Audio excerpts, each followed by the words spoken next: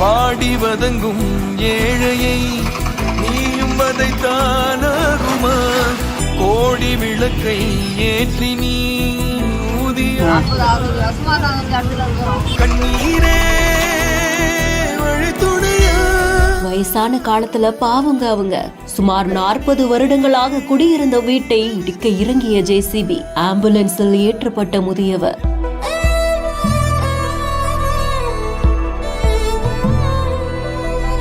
திருவள்ளூர் நகராட்சியுடைய மாநில சாலைகளை விரிவாக்கம் செய்யும் பணிகள் கடந்த 6 மாதங்களா நடந்துகிட்டு இருக்கு. இதனால ஆக்கிரமிப்பு செய்யப்பட்ட வீடுகள், கடைகள் வருவாய்த்துறை உதவியோட அகற்றப்பட்டு இருக்கிற நிலையில ஜேஎன் சாலை, பத்தியால்பேட்டை உள்ளிட்ட பகுதிகளிலும் 2 மாதங்களுக்கு முன்னாடி 40க்கும் மேற்பட்ட வீடுகளும் கடைகளும் அகற்றப்பட்டது.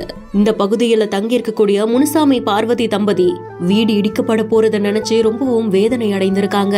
வீட்டை இடித்து அகற்ற முற்படும் போது மூத்த தம்பதியினர் வீட்ல இருந்து வெளியில வராம வீட்டை இடிக்கிறதுக்கு எதிர்ப்பு தெரிவித்ததா கூறப்படுது. இதையடுத்து அசம்பாவிதம் எதுவும் நடக்காம இருக்கிறதுக்கு வருவாய்த்துறையினர் மூத்த தம்பதியினரை 108 ஆம்புலன்ஸ் உதவியோட அரசு மருத்துவமனைக்கு சிகிச்சைக்காக அனுப்பி வைத்ததோடு ஜேசிபி மூலமா வீட்டை இடித்து அகற்றும் பணியை தொடங்கி இருந்திருக்காங்க.